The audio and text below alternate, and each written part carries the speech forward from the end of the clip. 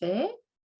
Et bonjour, je m'appelle Bonnie Swain. Je suis professeure titulaire et directrice de l'École de réadaptation de la Faculté de médecine de l'Université de Montréal, bien sûr. En tant qu'animatrice, c'est avec grand plaisir que je souhaite la bienvenue à tous et toutes pour ce premier webinaire d'une série de 3 intitulé « Le sentier interdisciplinaire, comment faire cheminer un projet de recherche des sciences fondamentales à l'application clinique ou technologique ». Ces webinaires sont organisés par le Laboratoire d'innovation, piloté par le vice-rectorat à la recherche, à la découverte et à la création et à l'innovation, et le vice-rectorat aux affaires étudiantes et aux études. Pour ces webinaires, on a fait appel aux chercheurs et aux chercheuses et aux membres du corps enseignant de l'Université de Montréal et de ses écoles affiliées pour qu'ils viennent partager à leurs collègues de toutes disciplines leurs pratiques inventives et leurs réflexions en enseignement ou en recherche dans le but de diffuser les savoir-faire au profit de tous et toutes. Nos invités pour ce premier webinaire sont 2 professeurs formidables de l'Université de Montréal, Madame Marina Martinez, professeure agrégée sous octroi du département de neurosciences et aussi chercheuse à l'hôpital de Sacré-Cœur de Montréal. Nous avons également avec nous Madame Dorothée Barthélémy, professeure agrégée à l'École de réadaptation et chercheuse au CRIR, qui est le Centre de recherche interdisciplinaire en réadaptation, et à l'Institut universitaire sur la réadaptation en déficience physique de Montréal, du CIUS Centre-Sud, et chercheuse à l'hôpital du Sacré-Cœur de Montréal. Elles viendront cet après-midi tour à tour témoigner des défis et des succès liés à leur pratique interdisciplinaire en recherche. Leur intervention sera suivie d'une période de discussion d'environ 25 minutes. Alors, nous vous demandons de garder vos questions et commentaires pour cette période de discussion. Alors, sans plus tarder, je vous demande de commencer, Marina. Merci beaucoup, Bonnie. Merci pour évidemment l'invitation à présenter aujourd'hui. Donc, effectivement, on va discuter un petit peu avec vous de nos parcours assez différents entre Dorothy et moi, mais aussi assez communs, comme vous allez le voir, dans nos parcours de recherche fondamentale vers l'application clinique. Donc, Dorothy et moi, en fait, on travaille vraiment dans un champ de recherche assez commun qui est le champ de recherche des blessures de la moelle épinière. On a un objectif commun qui est le développement aussi de stratégies, notamment de réadaptation et plus particulièrement ce qu'on appelle de stimulation, de neurostimulation, c'est-à-dire qu'on va chercher à développer des stratégies qui vont cibler le système nerveux central pour augmenter sa capacité à générer du mouvement. Dorothy travaille plus particulièrement chez l'humain et moi plus particulièrement chez l'animal. Et quand on a discuté autour de ce webinaire, de la préparation de ce webinaire, on a fait un constat toutes les deux, c'était que le monde de la recherche fondamentale et celui de la clinique, en fait, se parlent assez peu. De sorte que souvent, les découvertes qu'on va faire en laboratoire ne vont pas nécessairement arriver au chevet des patients. Donc, le chaînon vraiment manquant en fait, entre la recherche fondamentale et la recherche clinique, c'est ce qu'on appelle dans le fond la recherche translationnelle. La recherche translationnelle, on l'appelle aussi recherche de transfert, en fait, ça va assurer le lien entre cette recherche fondamentale et la recherche clinique, qui se préoccupe plus particulièrement des patients. Elle va se charger, cette recherche, de trouver des applications en fait, cliniques aux découvertes fondamentales qui sont plus récentes. Et donc, ce type de recherche est intéressante parce que ça va faciliter effectivement le dialogue, les échanges bidirectionnels entre les chercheurs fondamentaux et les chercheurs cliniciens, ce qui va faciliter évidemment le transfert de connaissances. Et donc, c'est évidemment au cœur de cette recherche que vont se faire toutes les innovations thérapeutiques et technologiques. Mais concrètement, en fait, la question, c'est qu'est-ce qu'on fait en recherche fondamentale, en recherche translationnelle, en recherche clinique? En recherche fondamentale, on étudie plus particulièrement des mécanismes. Dans nos laboratoires de recherche, notamment Dorothy et moi, on va examiner plus particulièrement des mécanismes qui vont sous-tendre la récupération de la marche après des blessures de la moelle épinière. Et basé sur ces connaissances-là, on va mettre au point des stratégies thérapeutiques. Donc ici, je vais vous montrer en fait un exemple d'étude qu'on a menée dans mon laboratoire à visée plus translationnelle chez l'animal, dans laquelle on a travaillé en fait à la mise au point d'un dispositif de stimulation du cerveau. Donc ici, je vous montre une petite vidéo vraiment d'un animal en fait. Vous allez voir un animal marcher sur un tapis roulant. Cet animal va présenter une paralysie du membre inférieur gauche, comme on voit ici. Et puis, on a implanté un dispositif de stimulation du cerveau et dès qu'on le déclenche, eh bien, l'animal marche mieux. Donc, évidemment, le but de ces recherches-là, à visée translationnelle, c'est d'amener ces technologies, évidemment, au chevet des patients. Un exemple, évidemment, en recherche clinique, l'objectif de la recherche clinique, c'est plutôt de valider les meilleures stratégies en fait, possibles pour le traitement des pathologies. Ici, je vais vous montrer un exemple de recherche clinique dans laquelle ils ont testé une autre stratégie de stimulation de la moelle épinière, notamment chez des patients qui vont avoir des blessures paralysantes des deux jambes. Donc, vous allez voir ici une patiente qui est paralysée des deux jambes, dans laquelle on va mettre un dispositif de stimulation sur la moelle épinière. Et là, dès qu'ils vont déclencher le dispositif, eh bien, on va voir le premier pas que la patiente va effectuer. Donc ça, c'est vraiment une technologie qui, avant évidemment d'arriver au chevet de cette patiente, a pris plusieurs années, une dizaine d'années en fait de recherche, en commençant de l'animal, en passant par la recherche translationnelle jusqu'à la recherche clinique. Donc, on voit ici très bien que le processus d'innovation va engager vraiment tous les types de recherche et va prendre pas mal d'intervenants et beaucoup de temps. Donc aujourd'hui, ce qu'on a voulu discuter, ce qu'on voudrait discuter un peu avec vous, c'est les défis en fait et les pistes de solutions pour amener des projets de recherche qui vont de la recherche fondamentale à la recherche clinique, en faisant un peu un détour aussi par le développement technologique et les innovations technologiques. Donc notre parcours, Dorothy et moi, en fait, on a toutes les deux un doctorat en neurosciences. Un doctorat en sciences fondamentales. On a travaillé sur le contrôle moteur plus particulièrement. Dorothy a réalisé son doctorat dans le même laboratoire dans lequel j'ai réalisé mon postdoctorat, dans le laboratoire du professeur Rossignol à l'Université de Montréal. Et on a toutes deux travaillé sur des mécanismes, l'étude des mécanismes de base du contrôle de la marche. Et on a également testé certaines stratégies potentiellement de réadaptation de la marche chez des animaux blessés médulaires. Donc, on a un parcours en recherche fondamentale quand même assez commun. Par la suite, moi, dans mon laboratoire, j'ai continué l'étude de ces mécanismes-là chez l'animal. Donc, je m'intéresse aux mécanismes de récupération de la marche après des blessures de la moelle épinière paralysante. Et basé sur ces connaissances, évidemment, le but, c'est de développer évidemment des stratégies de réadaptation pour faciliter la récupération. Et notamment des stratégies, comme je vous ai montré dans la première diapositive, de stimulation cérébrale, par exemple. Là, on en est à un stade, pour le développement de cette technologie-là, on a un stade vraiment où on aimerait amener évidemment cette technologie à la clinique. Donc, on est dans un stade de développement technologique où on veut amener cette technologie-là à la clinique. Et comme on va discuter ensemble juste après, on a pas mal de défis qui se posent lorsqu'on veut développer une technologie, la sortir du laboratoire, premièrement, et ensuite faciliter l'adoption clinique d'une technologie. Donc, les défis auxquels on va faire face, en fait, pour faire cheminer un projet de recherche fondamental au développement technologique et à l'application clinique, sont assez nombreux. Au départ, on part tous avec une bonne idée, on a des bonnes hypothèses, puis on teste ces hypothèses, on étudie tous les mécanismes pertinents et on essaye d'obtenir des preuves de concept solides dans des modèles animaux précliniques.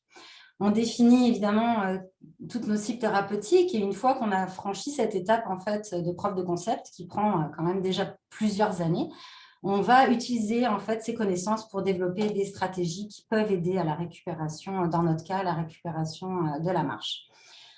Et dans le cas de nouvelles technologies ou de dispositifs médicaux, on va être confronté à pas mal d'obstacles, pas mal de défis qui peuvent freiner à la fois le développement de la technologie, mais aussi la mise en œuvre clinique de ces techniques. Donc, un constat en lisant la littérature, c'est que, en fait, il y a pas mal d'échecs de traduction clinique des études précliniques animales. Il y a à peu près 96 à 99% des études animales précliniques qui ne se rendent pas à la clinique qui ne se rendent pas au chevet des patients. Et même en cas de succès, eh bien, le développement technologique, de l'idée de base jusqu'au déploiement en clinique, va prendre énormément d'années, en moyenne 17 ans. Toute nouvelle technologie, clairement, va passer par beaucoup d'étapes de développement avant de devenir vraiment mature pour le marché. Et l'innovation est vraiment une chaîne dans laquelle aucun maillon ne doit manquer, en fait. Et clairement, une fois qu'on a obtenu les preuves de concept scientifique, eh bien, ce qu'on observe souvent, c'est malheureusement une baisse du financement public qui va freiner le développement technologique. Cette baisse de financement public, elle est liée au fait que, en recherche translationnelle, on a un peu une recherche entre deux chaises. On n'est pas assez mécanistique, on n'est pas non plus clinique, donc on a une baisse vraiment importante souvent des financements académiques. Et ça va freiner évidemment le développement technologique. Donc, on va se retrouver un peu dans ce cas-là, dans une impasse. Bien que la technologie soit efficace et montrer son efficacité, on n'est pas en mesure d'obtenir du financement. On va avoir de la difficulté aussi à sortir la propriété intellectuelle des universités, d'obtenir les autorisations réglementaires pour réaliser des essais cliniques et pour mener à la commercialisation d'un dispositif. Donc, souvent, les stratégies, ça va être potentiellement pour soutenir les coûts associés au prototypage et aux essais cliniques. Soit on va développer souvent des partenariats industriels, soit on va créer aussi notre propre entreprise si on le souhaite. Donc, j'ai discuté un petit peu très rapidement du parcours que nous, on a choisi avec mon équipe pour tenter d'amener les découvertes en laboratoire à l'application clinique. Donc, comme je vous le disais, on est parti d'études mécanistiques, on a trouvé des stratégies qui ciblent le cerveau, qui sont intéressantes, qui pourraient être utilisées éventuellement chez l'humain. Face effectivement aux baisses de financement, puis aussi à la lenteur qu'on a lorsqu'on obtient des financements académiques, pour essayer de catalyser la traduction à la clinique, on a travaillé en parallèle sur plusieurs fronts. Le premier, c'est qu'on a décidé avec Marco Bonisato, qui est l'auteur principal de cette étude et qui est postdoc dans mon labo, et Julien Roy, qui a une expertise plus en affaires, de fonder en fait une entreprise de dispositifs médicaux qui va éventuellement et ultimement nous permettre de lever du financement pour accélérer la traduction à la clinique de la technologie, mais également aussi exploiter la propriété intellectuelle, obtenir toutes les autorisations d'essais expérimentaux. Évidemment, en parallèle, il faut qu'on s'assure que tout ça, ça fonctionne chez l'humain aussi et d'obtenir des preuves de concept solides chez l'humain. Donc, ce qu'on fait notamment avec Dorothy, c'est qu'on utilise des versions un peu moins invasives de ces technologies-là pour faciliter l'adoption clinique. Donc ça, évidemment, on lève du financement, comme dans chaque projet de recherche, et l'idée, c'est d'établir aussi des collaborations solides avec plusieurs acteurs du système de soins, notamment les cliniciens, les neurochirurgiens, les centres de réadaptation, pour effectivement faciliter ce processus-là. Et donc, c'est à ce stade-là un peu qu'on en est actuellement dans le développement technologique, et on collabore effectivement avec ma collègue Dorothy qui va maintenant nous parler de son parcours à elle.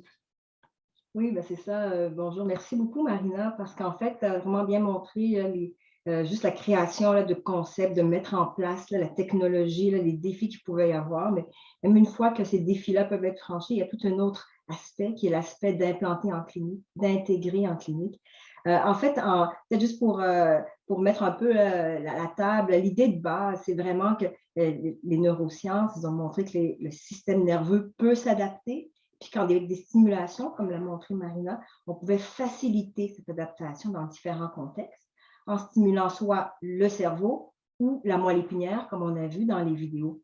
Fait que l'application, en fait, de cette idée en clinique, ce serait qu'on pourrait améliorer ou faciliter l'adaptation du système nerveux qui a subi une lésion, donc chez les patients, pour ça, en collaborant avec des cliniciens, des thérapeutes, pour être capable que ces patients-là puissent retrouver les activités de la vie de tous les jours. Donc, ça, c'est vraiment le constat. Puis, alors, je vais essayer de faire avancer. Parfait, merci.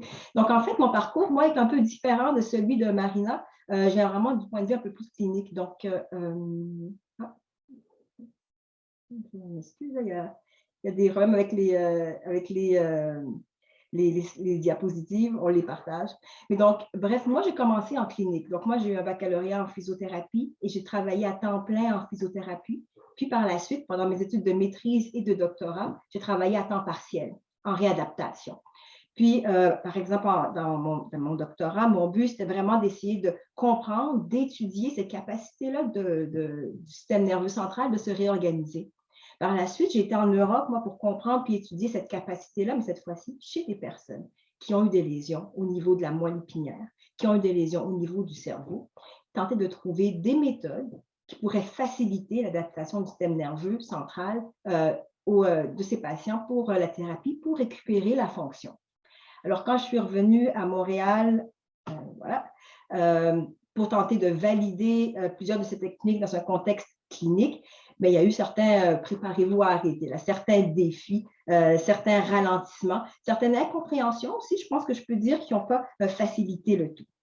Alors, je peux peut-être en parler présentement. Donc, nous, en fait, au niveau de la réadaptation, ce qu'on fait, c'est vraiment d'essayer d'améliorer, de réduire les séquelles d'un accident. On veut utiliser les fonctions qui sont restantes pour reprendre les activités de la personne, ce qui est un but commun, en fait, de la recherche et de la clinique. Mais je me suis rendu compte vraiment, là, en arrivant ici à Montréal, qu'on ne se comprenait pas toujours entre la recherche et la clinique. Et je vais vous donner juste quelques exemples très brefs. Par exemple, dans notre recherche, nous, ce qu'on va faire, c'est qu'on va tenter d'évaluer la transmission d'informations entre le cerveau et les muscles.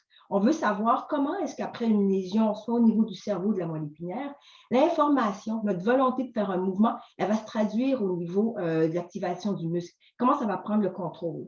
Au niveau de la clinique, la question, ça va être est-ce qu'on peut bouger? Est-ce que la personne peut bouger? Et dans le fond, c'est très complémentaire, d'après moi. L'objectif est commun. On veut évaluer le potentiel de récupération du mouvement, puis l'approche d'évaluation est complémentaire. Mais j'ai eu certaines résistances à ce transfert de connaissances où vraiment les méthodes utilisées semblent être un problème au niveau de mes collègues cliniciens. Un autre exemple, c'est qu'on peut regarder, OK, maintenant qu'on a une lésion, par exemple, de la moelle épinière, donc on sait que plusieurs de ces lésions vont être incomplètes. Comment est-ce qu'on peut améliorer la force des connexions qui restent avec des stimulations électriques pour tenter de redonner le mouvement, un peu comme ça a été montré par Marina au début de la présentation. Puis en clinique, ce qu'on me disait, on veut essayer d'améliorer le mouvement, soit en entraînant le mouvement de manière répétitive ou en utilisant des compensations. Encore une fois, d'après moi, ça m'avait l'air complémentaire. Donc, on veut augmenter le contrôle du mouvement et de l'autonomie avec des approches de traitement complémentaires. Ça ne semblait pas être perçu comme étant complémentaire à ce niveau-là. Donc, nous, on veut optimiser le système nerveux central, pour récupérer la fonction. Et en clinique, ils veulent vraiment améliorer la fonction pour reprendre les activités de la vie. Donc, c'est vraiment complémentaire, d'après moi, et ça pourrait améliorer la fonction, la qualité de vie.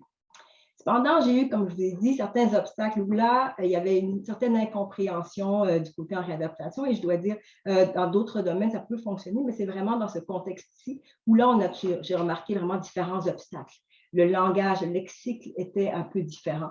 En fait, c'était deux réalités distinctes. La perception que les approches beaucoup plus électrophysiologiques de stimulation du système nerveux central semblaient en dehors du champ d'expertise de réadaptation, étaient souvent perçues et communiquées. Ce que j'avais beaucoup de difficultés à comprendre. C'est comme si la pertinence, la complémentarité de nos approches était perdue dans le transfert, la traduction.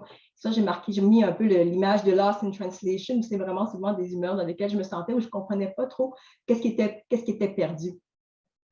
Alors, peut-être pour expliquer un peu une piste de sortie, là, nous, brièvement, encore une fois, qu'est-ce qu'on a tenté de faire par rapport à ça? C'est qu'en fait, il y a d'autres endroits dans le monde qui ont été capables de démontrer ou d'utiliser cette technique, technique novatrice, cette stimulation, par exemple, spinale ici, pour tenter d'améliorer les soins. Et ils l'ont intégré aux soins de manière efficace. Ici, je vais vous montrer un peu de quoi ça peut avoir l'air pour des thérapeutes là, en clinique. Donc, nous, en clinique, on va renforcer les membres inférieurs pour tenter d'améliorer la marche, pour récupérer la personne. Ce que vous allez voir ici dans la vidéo qui est à gauche, c'est ce qu'on voit chaque jour. C'est vraiment ce qu'on fait, c'est notre quotidien en clinique. Par contre, lorsqu'on ajoute la stimulation électrique de la moelle épinière, ce que vous allez pouvoir voir maintenant dans la vidéo, c'est que la personne est capable de faire le mouvement avec plus d'aise, plus facilement.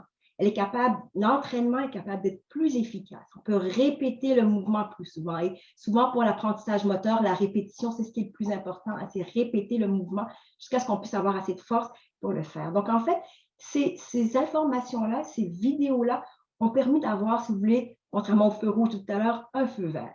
En fait, ce qui a permis de débloquer, dans notre cas, de permettre cette communication, de débloquer ces silos, si on peut dire, c'est vraiment les personnes qui ont eu une lésion de la moelle épinière. Puis je vais vous expliquer un peu comment, là, la perception que j'ai de pourquoi ça a fonctionné.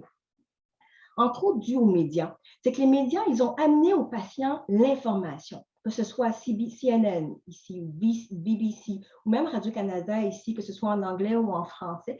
L'information que ces techniques-là existaient, que des gens avec des lésions de la moelle épinière comme eux pouvaient recommencer à avoir des mouvements, est parvenue à eux, et ça les a, je m'excuse du terme anglais, mais empower, vraiment donner l'habileté aux patients, l'information, les outils pour pouvoir poser des questions par la suite au thérapeute. Mais en quoi ça consiste, cette stimulation-là? De la moelle épinière, du cerveau. Est-ce que ça peut m'aider, moi, dans ma situation? Est-ce que quelqu'un le fait ici au Canada ou dans le centre de recherche où on est pour pouvoir l'aider? À ce moment-là, les thérapeutes nous ont relayé l'information. Comment est-ce qu'on peut faire pour augmenter? Est-ce qu'on peut les aider? Est-ce qu'on peut utiliser cette technique? Puis par la suite, il y a eu des reportages qui ont été faits aussi sur les recherches qu'on a faites à Montréal, notamment Marina là, a eu publié un article qui a été mis en lumière dans la presse. Les stimulations qu'on fait, nous, au laboratoire, ici, au niveau du cerveau, ont été relayées via Radio-Canada pour tenter de montrer un peu qu'est-ce qu'on pouvait faire. C'était quoi l'impact, en fait, de ce qui peut être atteint avec cette recherche-là. Donc, en fait, c'est devenu accessible pour eux et eux, en retournant aux cliniciens, les cliniciens sont venus nous parler et les patients sont venus nous parler aussi. Et ce qui a rendu, en fait, un dialogue ou une communication qui tentait de se mettre entre les cliniciens et les chercheurs en trois parties, tripartites. C'est comme si là, les patients, puis souvent on va dire les patients sont au centre de nos interventions, c'est souvent quelque chose qu'on répète en réadaptation, mais ici, ils ont été centrales. C'est vraiment la clé là, de l'amélioration ou des communications qu'on a pu avoir. Parce que d'un point de vue, les patients, eux, ils communiquaient autant avec nous, les chercheurs, qu'avec les cliniciens, parce qu'eux, ils veulent être plus autonomes dans leur activité de la vie de tous les jours. Ils veulent reprendre des activités significatives et leur input, va permettre de moduler, d'orienter les tests que nous, on fait, que les cliniciens, les thérapies qu'ils vont donner.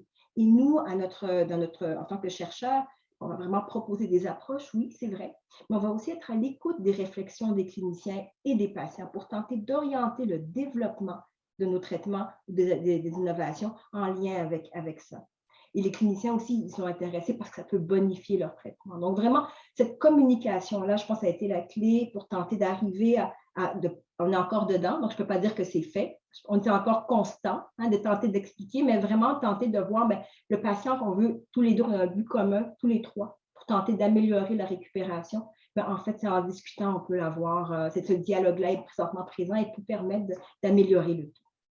Donc, pour d'autres pistes de solutions, il y a Marina aussi qui va parler de sentier commun qu'on tente de bâtir présentement. Merci Dorothy. Effectivement, le but, puisque Dorothy a bien montré, et c'est possible de bâtir un sentier commun et de réconcilier ces deux recherches qui à la base semblent très éloignées et ne semblent pas nécessairement beaucoup se parler. Il y a quand même des pistes de solutions de base, là, comment on peut faire, déjà comment on peut aider à bâtir ce sentier-là, ce chemin commun. La première piste de solution, évidemment, c'est d'avoir toujours en tête de collecter vraiment des résultats de très bonne qualité, reproductibles, solides, l'implication d'un personnel interdisciplinaire de recherche qualifié, là, c'est un travail d'équipe, là, tout ça, c'est vraiment un travail d'équipe. Être capable de s'entourer des bonnes personnes qui vont vraiment faire la différence aussi, ça, c'est clé. Dans mon expérience, là, c'est vraiment ça que je retiens. Là, on a des étudiants exceptionnels là, qui vont fournir un travail de qualité, puis c'est ça dont on a besoin à la base. Évidemment, briser ces silos, là, Dorothy, on a un peu parlé. Ça prend de sortir de sa zone de confort aussi, briser les silos. Donc ça, c'est quelque chose d'important, je pense, d'essayer de créer cette communication, en fait, entre la clinique, entre la recherche fondamentale et également d'engager, comme Dorothy disait, les patients. Les patients, ils sont vraiment partie prenante du plan de co-développement de recherche. et leur retour sur expérience vraiment est nécessaire et essentiel en fait pour améliorer aussi nos propres recherches. Il y a bien d'autres facteurs aussi, beaucoup d'autres facteurs qui ne sont absolument pas scientifiques pour faire cheminer ce genre de projet-là fondamental jusqu'à la clinique. Il y a évidemment tout l'enjeu du financement, être capable de lever suffisamment de financement, gérer la propriété intellectuelle, les approbations éthiques des agences de santé. Tout ça, ça prend beaucoup de temps et une bonne dose de persévérance aussi et de motivation, là, définitivement. Là, je vais juste vous parler très brièvement en fait, d'un projet, d'un exemple en fait, de projet qui réconcilie vraiment très bien nos parcours, je pense, à Dorothy et moi, et qui nous a permis aussi de bâtir ce sentier en fait, commun. Ce projet, en fait, on l'a vraiment développé, on l'a co-développé en partenariat avec des chercheurs fondamentaux, des cliniciens, des leaders d'opinion clés, des patients partenaires, des institutions. Donc, ça prend vraiment beaucoup d'acteurs. Et notre constat, évidemment, puis Dorothy l'a dit, c'est que les stratégies de neurostimulation de pointe, là, comme on l'a vu, ils ne sont pas disponibles dans les centres de réadaptation au Canada. Il n'y en a pas. Donc, on veut rendre accessibles ces stratégies-là qu'on pense être vraiment des stratégies qui vont faciliter la réadaptation et qui vont faciliter le retour à l'autonomie des patients. Donc, en fait, notre objectif dans ce projet-là, c'était vraiment de créer la première plateforme technologique sur Montréal pour mutualiser en fait des technologies, des ressources de stimulation qui étaient présentes, qui sont émergentes de différents laboratoires. Et cette plateforme va nous permettre, premièrement, de réaliser de la recherche, évidemment, des études cliniques chez l'humain et également faciliter l'adoption de ces techniques-là au sein de la clinique. Donc, on a évidemment été élevé du financement, on a obtenu les autorisations éthiques et on commence à débuter des premières expériences chez l'humain. Donc, c'est quand même extrêmement excitant. Là, c'est un beau défi.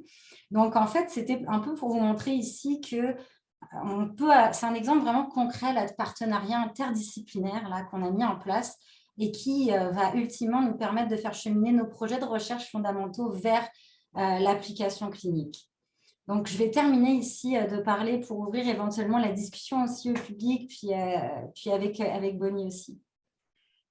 Mais bravo d'avoir mis sur place cette belle équipe, mais ça a l'air complexe, compliqué avec tous les obstacles qui ont été mentionnés tantôt. Mais quel type de support auriez-vous besoin vraiment, là? Est-ce que vous pouvez aborder ça dans un premier temps?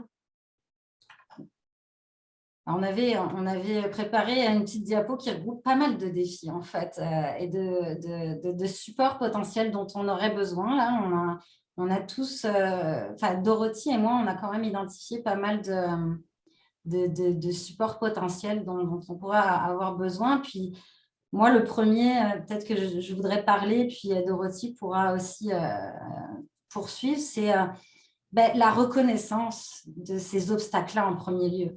Reconnaître que ça prend du temps dans notre temps de recherche. Ça prend de l'argent aussi. C'est pas simple, en fait, d'arriver à des parcours comme ça. Puis évidemment, d'avoir peu de décharge. Là. On est obligé de prendre beaucoup de notre temps pour travailler là-dessus. Puis beaucoup de notre temps, nos étudiants aussi travaillent fort pour co-développer ces projets-là. Donc, ça prend des ressources humaines, ça prend des ressources financières. Puis ça, il faut que ça soit reconnu aussi, ces obstacles sur lesquels on traverse et qu'ils soient identifiés clairement. Je suis d'accord avec Marina, parce qu'en fait, autant au niveau de l'université qu'au niveau des organismes conventionnels, il y a peut-être des méthodes qui pourraient le faciliter. Et aussi au niveau, moi je travaille dans un CIUS, mon centre de recherche est dans un CIUS, aussi au niveau clinique.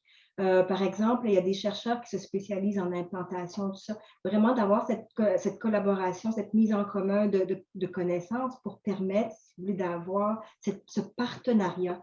Autant le partenariat avec les cliniciens et gestionnaires, on sait que le système de santé est assez surchargé, mais avec des techniques comme celle-ci, on pourrait peut-être faire un effort ou peut-être faire une différence en fait dans la récupération des patients. Puis évidemment, d'avoir tout à l'heure, on disait comme un buy-in ou d'avoir les cliniciens qui peuvent être intéressants. ça, une manière de faciliter, de consolider ce partenariat-là, je pense aussi, c'est via les transparences, la transparence, souvent d'avoir cette confiance, comme disait Marina, c'est vraiment des données qui sont claires, qui sont vraies, mais il faut vraiment être très transparent avec les limites. C'est peut-être pas tous les patients. Donc, je pense que ça, ce serait aussi donc, cette initiative, ce partenariat, cette écoute, cet échange, ne pas arrêter la communication, c'est vraiment ce qui pourrait être supporté autant du côté de l'université, par exemple, avec des actions précises, qu'avec aussi les CIUS ou les centres de recherche, les hôpitaux. Alors, si vous êtes d'accord, mesdames, je propose que nous passons maintenant à la période de questions. Tout d'abord, j'aimerais vous remercier. Merci au professeur Barthélemy Martinez pour cette excellente présentation. Et ce que j'ai aimé beaucoup, c'est comment vous avez parlé en toute honnêteté et en toute franchise des enjeux en matière de recherche transactionnelle. Alors, pour la période de questions, j'imagine que votre présentation a suscité beaucoup de questions. Alors, pour les personnes qui écoutent, si vous avez des questions, vous pouvez utiliser l'icône « Lever la main » pour que nous puissions vous donner la parole, ou vous pourrez écrire vos questions dans le chat. Alors, vous pouvez penser à vos questions. Et je vous invite à ouvrir vos caméras peut-être si vous avez une question à poser. Peut-être moi, dans un premier temps, j'ai une question pour briser la glace. C'est toujours bien d'en avoir. Alors, vous avez fait mention de la difficulté d'obtenir les fonds pour subventionner ce type de recherche, un projet de recherche qui comprend la recherche fondamentale et la recherche appliquée, qui se trouve finalement en 2 silos, où ça serait facile de les mettre en 2 silos, en fait. Mais existe-t-il des revues scientifiques qui publient des articles qui rassemblent ces 2 mondes-là? Ou est-ce que êtes-vous obligé un peu de publier en silo? J'aimerais que vous abordez ça dans un premier temps. Puis je vois déjà, il y a des gens, David, il va suivre avec une question, mais je vous laisse répondre à cette première question. Moi, je peux y aller. J'en connais pas beaucoup des journaux qui permettent de valoriser cette recherche-là. Il y a certains journaux comme Science Translational Medicine qui va effectivement être au carrefour un petit peu entre les recherches fondamentales et les recherches cliniques, mais ça reste très souvent de la recherche animale aussi. Donc, c'est vraiment plus axé et basé sur l'innovation technologique ou l'innovation thérapeutique avec des preuves de concept chez l'animal qui vont effectivement souvent dans ces revues-là ensuite bénéficier à terme à l'humain. Il y a plusieurs exemples de recherches dans ce journal-là qui ont effectivement mené à des avancées assez impressionnantes chez l'humain. Certains journaux aussi dans la revue Nature sont quand même au carrefour aussi de la recherche transactionnelle. Donc, il y a des revues. Toutefois, c'est quand même des revues, il n'y a pas des revues en haut impact. Ce n'est pas des revues où tu peux publier facilement non plus. Donc, il y a quand même aussi des défis à aller publier dans ces revues-là au départ. C'est beaucoup de travail. Et il y en a vraiment peu, effectivement, c'est un bon point. Je pense que tu soulèves, Bonnie, il y a vraiment peu de revues comme ça, à ma connaissance. Oui, parce qu'en fait, oui, c'est vrai qu'on va souvent publier en silo. Donc, mes études, moi, qui ont plus de mécanismes, qu'on parle vraiment des méthodes, tout ça, des mécanismes pour arriver à faire un changement au niveau du système nerveux central, mais souvent, je vais prendre des revues qui vont se spécialiser là-dedans, notamment même ce que ce soit de l'animal ou de l'humain, mais qui vont vraiment avoir, parce que les commentaires qu'on va avoir vont être beaucoup plus positif. Je peux donner un exemple des études là, qui avaient ces mécanismes, mais qui avaient aussi un impact fort là, potentiel en clinique. J'ai soumis dans une revue beaucoup plus clinique. Puis, évidemment, les questions, c'est qu'est-ce que ça change au niveau, par exemple, de la qualité de vie? Vous n'avez pas fait des mesures cliniques. Donc, toutes les mesures qui sont faites normalement en clinique, mais qui ne sont pas faites dans cette étude-là parce que c'est une étude un peu plus en préclinique, mais dans ce cas-là, c'est ce qui est demandé. Donc, après, il faut réajuster. Donc, c'est pour ça que pour des études, là, comme Marina l'a montré tout à l'heure, l'étude Praxis, où là, on a vraiment tout ce qui est évaluation, plus qualité de vie, évaluation clinique, mais aussi des gens pour l'évaluation, beaucoup plus de mécanismes. Ça permettrait de fill the gap, si je peux dire, de remplir là, ce trou. Merci, mesdames. Alors, monsieur ou docteur Bergeron, est-ce que vous aimeriez poser votre question? Oui, merci beaucoup. Puis merci pour la présentation. Ma question, ça touche un aspect translationnel qui est celui de l'apport des ingénieurs, des mathématiciens à ce domaine-là de neuroréadaptation. Là. Il y a de plus en plus d'endroits dans le monde qui commencent à faire des protocoles de neurostimulation ou d'interface basés sur le décodage là, de l'activité du système nerveux. Ils sont obligés d'impliquer de plus en plus de personnes, en plus des chercheurs, puis des milieux, puis des cliniciens, des mathématiciens, informaticiens, ingénieurs, pour faciliter les algorithmes de décodage. Là. Fait que j'aimerais ça un peu vous entendre sur les efforts passés puis les plans futurs pour un peu intégrer ces personnes-là dans le continuum translationnel, mais à Montréal. Ben, je peux commencer par expérience. Dans mon laboratoire, il y a quand même de base un ingénieur. Là, c'est Marco Bonizzato qui est effectivement le premier auteur du papier là, où on voit le rat avec la stimulation. Donc, c'est l'apport des ingénieurs est effectivement essentiel là, dans ce genre de projet. On a besoin d'ingénieurs, on a besoin de recruter des personnes de ce type-là. On a besoin de l'interdisciplinarité.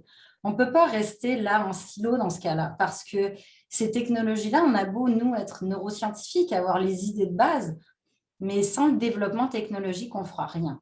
Donc, les nouvelles technologies qui vont arriver, et je l'espère, sur le marché dans quelques années, vont nécessiter effectivement un apport des mathématiciens, des ingénieurs. Et c'est clair qu'on va incorporer ce personnel-là dans les plateformes cliniques. Il le faut, c'est essentiel à mon avis. Oui, puis peut-être que je peux renchérir aussi là-dessus. En effet, Marina a nommé Marco Bonizzato, qui est ingénieur, qui travaille aussi sur développer des logiciels ou des protocoles de IA, d'intelligence artificielle, pour tenter de changer ou d'améliorer, de faciliter la prise de décision quels paramètres on va stimuler, comment on va stimuler, de quelle manière, en synchronie avec différents mouvements. Puis, il y a aussi, dans d'autres études dans lesquelles on est, où on aussi fait de la neuromodulation, entre autres un projet pan-canadien là, avec la stimulation pour les patients avec qui ont eu un AVC, donc la stimulation corticale, où il y a aussi, encore une fois, cette intelligence artificielle qui vient en support à la décision, en support à l'application. Et je pense que ces gens-là sont les ingénieurs et les statisticiens, je m'excuse, sont vraiment très, très pertinents, là, puis font partie prenante, en fait, aussi de l'équipe. Donc, voilà. Merci. Merci, mesdames. Alors maintenant, le directeur de laboratoire d'innovation aurait une question. Merci, mais c'est vraiment comme professeur là que j'ai un commentaire et une question. Le commentaire, c'est que j'apprécie beaucoup que vous ayez fait valoir la reconnaissance des coûts liés à l'interdisciplinarité, puis au passage du fondamental à l'appliquer, parce que de par mon expérience de professeur dans 3 universités différentes dans mon parcours, c'est que c'est toujours une injonction qui est toujours là, puis les organismes subventionnaires l'ont aussi, sans jamais vraiment reconnaître que ça prend, ce qui est normal, des coûts de transaction, comme on dit dans un langage de gestionnaire ou d'économiste, parce que tout est organisé pour être efficace dans des tuyaux. Et donc, changer de tuyau, c'est vraiment quelque chose qui est difficile, mais il y a aussi des outils, puis c'est ça que je voulais dire, c'est qu'il y a des outils en ce qu'on appelle le knowledge management qui permettent justement de faire assez rapidement des ateliers d'interdisciplinarité, des choses comme ça. Donc, il y a des outils qui existent, heureusement, pour faire ce travail-là, mais la reconnaissance des coûts, elle est vraiment très, très importante. La question que j'ai, c'est pour Dorothy. J'ai bien entendu que pour faire passer la lumière du rouge au vert, le fait de passer par les médias, notamment les médias grand public, peut être une stratégie. Mais est-ce que ce n'est pas une stratégie un peu dangereuse, une boîte de Pandore? Parce que quand on crée des attentes chez le public qui ne sont pas rationnelles par rapport à ce que peut fournir la recherche fondamentale ou le passage… Enfin voilà, vraiment, je me pose une vraie question là-dessus. Merci beaucoup pour la question. Puis en effet, j'avais, par souci de temps, là, je n'avais pas du tout parlé, mais en effet, quand on parlait de faux espoirs, c'est ça. En fait, puis la transparence, là, quand j'en ai parlé, c'est vraiment par rapport à ça. Parce qu'en fait, évidemment, on parle de personnes en position donc, de vulnérabilité. Évidemment, lorsqu'on a une atteinte, on veut tout faire pour s'améliorer, on veut prendre les mesures pour le faire à certains coûts. Certains vont à l'extérieur du pays, évidemment, puis dans des endroits où ils ne sont pas nécessairement recommandés, mais pour tenter de s'améliorer. Et ça, je crois que ça a été une des barrières pour moi qui a été la plus difficile à comprendre au début, mais que par la suite, c'est là que ça a eu le plus grand potentiel avec les cliniciens. Donc, les cliniciens se portaient un peu comme défenseurs, si vous voulez, de ces faux espoirs, parce qu'en fait, après, c'est eux qui doivent vraiment travailler ou discuter avec les patients pour voir, ben, écoutez, c'est pas vraiment ça ne s'applique pas vraiment à vous, c'est des espoirs, c'est de la recherche après. Ils ont été comme contre la recherche, ce qui a rajouté, je pense, de la distance. Les médias, dans notre cas, ce n'est pas nous qui avons, donc ces données-là étaient présentes avant, mais dans ce cas-ci, c'est vrai que ça a été, d'emblée, je suis totalement d'accord avec vous, ce n'est pas du tout utiliser les médias, c'est tellement à double tranchant, hein, parce que ça peut se retourner tout de suite, ça peut faire autre chose, ça n'apporte pas nécessairement toute la vérité. Là, comme on disait tout à l'heure, Google, c'est pas vraiment, ou l'Internet, ça a plusieurs vérités. Mais par contre, en termes d'information, dans notre cas, ça a donné quelque chose, ça a amené de l'information. C'est comme si la personne avec une lésion de la moelle épinière, bien, évidemment, elle se fiait à la clinique pour vraiment s'améliorer, puis elle entendait parler d'autres choses. Ce qui est important, c'est de reconnaître les limites. C'est ça la transparence aussi, les limites. Oui, il y a un potentiel de ces mesures-là ou de ces techniques, mais aussi des limites. Ce n'est pas pour tout le monde. Et je pense que les médias, là où ils ne font pas la différence, nous, je pense que c'est là qu'il faut la faire. Et je pense que c'est une responsabilité très importante qu'on a en tant que chercheur, en tant que clinicien, en tant que personne. Donc, utiliser les médias, c'est sûr que c'est ce qui s'est passé dans ce cas-ci. Les médias, donc CNN, BBC, ont rapporté des études qui ont été faites ailleurs. Et nous, par écho, là, on nous a demandé un peu aussi de parler de nos études. C'est vrai, il faut faire attention. Mais c'est sûr que c'est une arme à double tranchant, si je peux dire. Donc, c'est totalement juste ça. Et je pense que la solution à ça, c'est la transparence. La transparence, vraiment être clair sur ce qui est fait, puis vraiment discuter avec les participants quand ils nous parlent, quand ils nous appellent, quand les cliniciens veulent qu'on discute ou fasse des thématiques ou des séminaires avec eux. Ouais. Je ne sais pas si ça répond à la question, mais c'est un peu comme ça qu'on voit. Merci. Oui, je vous invite aussi d'utiliser le chat pour si vous avez d'autres questions. Moi, j'en aurais une autre, là, parce que je pense que dans votre cas, c'était vraiment particulier parce que vous étiez toutes les deux dans le même laboratoire. Puis c'est ça, vous étiez en proximité. Et c'est pas tout le monde qui a cette occasion de travailler avec quelqu'un ou d'être en proximité avec quelqu'un d'autre qui travaillerait dans un autre silo. Oui, vous avez fait preuve de persévérance, mais j'aimerais que vous me parliez de l'importance d'être en proximité. On sort, espérons, de la pandémie, puis les activités de réseautage, il n'y en a pas eu pendant 2 ans. Avez-vous des stratégies pour les jeunes qui veulent avoir des carrières aussi stimulantes que vous deux, là? Qu'est-ce que vous avez à dire à ces jeunes-là?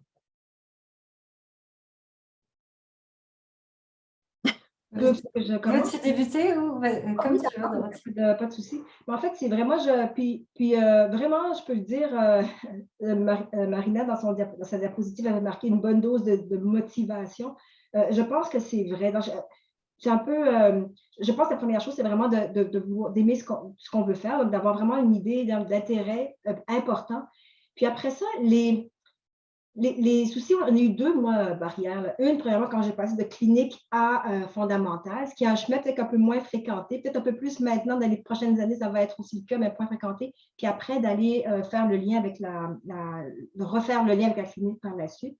Donc, je pense que dans le réseautage, la discussion, les intérêts, les étudiants devraient toujours prendre l'opportunité de le faire lorsqu'ils vont présenter dans les congrès, lorsqu'ils écoutent, par exemple, quand ils sont ici, ils vont écouter des présentations, poser des questions. Je pense que c'est vraiment important parce qu'au début, moi, je peux vous dire, moi, je ne savais pas, quand j'ai commencé en physiothérapie, moi, je voulais être en clinique privée. Je voulais avoir ma clinique privée, puis parce que moi, j'avais été traitée quand j'étais sportive, donc j'allais faire la même chose. Finalement, j'ai suivi mes intérêts, ça m'a amené jusqu'ici. Donc, je pense que d'aller vers des intérêts qui sont importants pour eux, mais aussi je pense de vraiment être consciencieux par rapport au travail qu'on fait d'aller discuter, d'aller prendre des renseignements, parce qu'il y a beaucoup de choses qui ont été faites aussi avant, puis qui peuvent nous aider, qui peuvent les aider à aller de l'avant. Je pense que ce serait un conseil que je pourrais donner, spécialement en train avec l'interdisciplinarité, dans les congrès, vraiment d'aller discuter avec des gens qui font des recherches similaires dans d'autres modèles, chez l'animal ou chez l'humain. Ne pas avoir peur de poser nos questions à ces gens-là parce que c'est des experts, puis nous, ça nous aide. Je pense que ça, cette ouverture-là, c'est quelque chose, je pense que moi, qui a fait une différence, en fait, dans mon parcours, et je pense que ça pourrait faire une différence dans les leurs aussi, en continu. Merci. Marina, est-ce que tu veux ajouter quelque chose? Oui, je suis complètement d'accord avec Dorothy. Là, moi, vraiment, le message, c'est n'ayez pas peur d'aller frapper aux portes. Là. N'ayez pas peur d'ouvrir des portes. C'est sûr que la proximité physique est facilitante. Entre un institut de réadaptation et un centre de recherche, par exemple, dans un hôpital, c'est plus facile d'avoir accès aux patients que dans un département comme le département de neurosciences, par exemple. Mais il ne faut pas s'arrêter là. Il faut, si les étudiants ont envie d'aller dans cette direction-là, on frappe aux portes, les gens vont ouvrir leurs portes, puis vont expliquer leur travail. C'est très important d'être conscient de ce qui se fait effectivement lorsqu'on travaille en recherche fondamentale, je pense, de ce qui se fait de l'autre côté et d'instaurer cette communication par les étudiants. C'est eux qui sont vraiment le vecteur souvent et le moteur de ces collaborations-là entre la recherche fondamentale et la recherche clinique. Ils nous permettent vraiment d'instaurer ces dialogues-là. Donc définitivement, moi j'encourage vraiment tous les étudiants qui souhaitent effectivement avoir un cheminement un peu plus translationnel, d'aller frapper aux portes, d'aller discuter. Je pense qu'il y a une ouverture actuelle là-dessus. Merci. On a une autre question. Monsieur Hurtado, si je prononce bien votre nom, c'est à vous. Allô, bonjour. Merci beaucoup. C'est une présentation géniale pour les deux chercheuses. J'aimais beaucoup la façon de présenter en double. Donc, et aussi la façon d'expliquer tous ces chemins que vous avez parcourus avec votre recherche. Ma question est que je sais que vous travaillez ensemble et vous travaillez aussi à l'intérieur du même département de neurosciences et avec d'autres scientifiques, mais est-ce que l'université ou les CIUS, il offre d'encadrement concernant tous ces transferts de connaissances que vous parlez, ou c'est vous seul et votre équipe qui vous avez travaillé, ou est-ce qu'avec l'université, un organisme de l'université, ou les CIUS, il a offert quelque chose pour vous aider? C'est ça, vous encadrer. On n'est pas dans le même département, en fait, Dorothy et moi. Dorothy est en réadaptation et moi en neurosciences. Okay. Et on n'a pas nécessairement... Moi, de mon point de vue, je ne pense pas qu'on ait reçu énormément de soutien. Je veux dire, le projet de base, il a été monté en partenariat avec des étudiants, des cliniciens, etc. Mais on a monté le projet, comme tout projet collaboratif. Je n'ai pas non plus l'impression qu'il y ait eu beaucoup d'interventions externes là, dans ce cas-là, puis qu'en général, c'est vraiment une initiative des chercheurs, des équipes de recherche, des étudiants. Je n'ai pas l'exemple inverse, en fait, où les départements ou le SUS va dire « Ah, regarde, ça serait bien que vous vous mettiez ensemble pour faire un projet ». Souvent, c'est l'initiative des équipes de recherche. Dans mon cas, et puis dans le cas de ce projet-là commun, ça a été vraiment une initiative des équipes de recherche. Oui, moi, ma réalité aussi est très similaire à celle de Marina, pas pour copier ce que Marina vient de dire, mais c'est vrai, en fait. Écoutez, surtout, souvent, c'est vraiment des gens qui sont venus discuter. On avait déjà commencé à discuter un peu avec Marina, mais c'est vraiment avec les étudiants. Puis quand elle est avec des projets précis, c'est vraiment ça qu'elle a concrétisé, d'avoir le financement. C'est pour ça que le financement aussi est si crucial, parce qu'en fait, sans financement, c'est très difficile de supporter un étudiant, de supporter la collaboration à long terme, parce qu'on a différentes autres tâches, différents autres projets. Mais je pense aussi, puis dans les collaborations que soit que Marina elle est ou que moi je suis, je pense qu'on peut dire souvent c'est l'initiative des chercheurs. Par contre, une fois qu'il y a l'initiative des chercheurs, que le projet par la suite est présenté au centre de recherche, là, il peut y avoir un appui, une reconnaissance de l'aide. Je pense qu'au CRIR, entre autres, là, puis à Sacré-Cœur aussi, là, mais je veux dire, une fois qu'il y a ce partenariat qui peut être fait, on peut nous aider, nous guider, donner du support clérical ou d'autres supports pour nous aider, mais c'est sûr que le point de départ, c'était les chercheurs. Merci. Merci pour la question pertinente. Est-ce qu'il y aurait d'autres questions ou commentaires?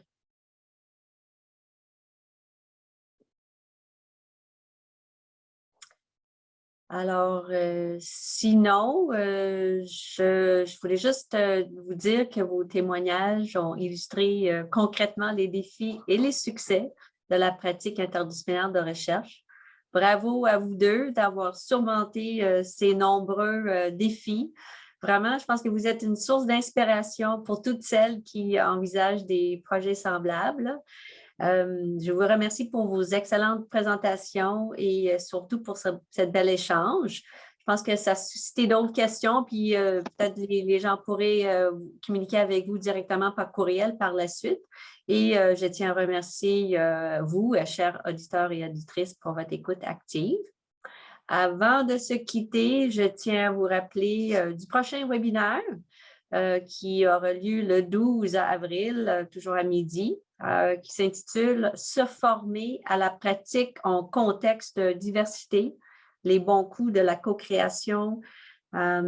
Et les invités sont Daniel Côté, professeur au département d'anthropologie, Julie Masse, quelqu'un de l'école de réadaptation, Rosemary Carlton de l'école de travail social, Edward Jinling, professeur à l'école de travail social, et Yara Fadel, diplômée au programme de maîtrise travail social de l'Université de Montréal. Et merci Karine Martinez qui a mis le lien dans le chat pour s'inscrire au deuxième webinaire. Alors, dernière chance pour une dernière question avant qu'on se quitte. Puis peut-être je vous cède la parole. Marina, Dorothée, les messages clés que vous voulez, avec lesquels vous voulez terminer le webinaire?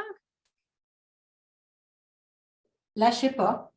Il faut toujours garder en tête son objectif et être motivé et persévérant. Puis on y arrive. Il y a des défis, mais il y a aussi des succès et il faut toujours y penser, penser aussi à ces succès-là.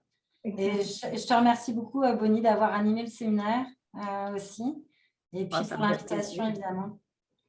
Dorothée, tu avais quelque chose à dire? Oh, mais je voulais juste aussi remercier Bonnie d'avoir animé le séminaire et l'invitation de Dr. Scherer, Madame Martinez. C'était vraiment très pertinent. Et aussi pour ceux qui nous écoutent, de votre attention.